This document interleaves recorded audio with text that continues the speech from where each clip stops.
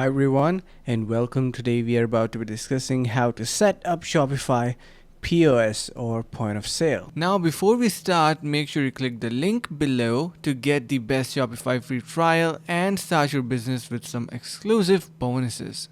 So to set up point of sale, you can see we have this dedicated option on the left side of our screen. You can see under sales channel we have point of sale, and click on that and you'll be able to see that we have basically a setup guide. So to get started, we're going to choose whether you are at market fairs and pop-ups or in my own brick and mortar store.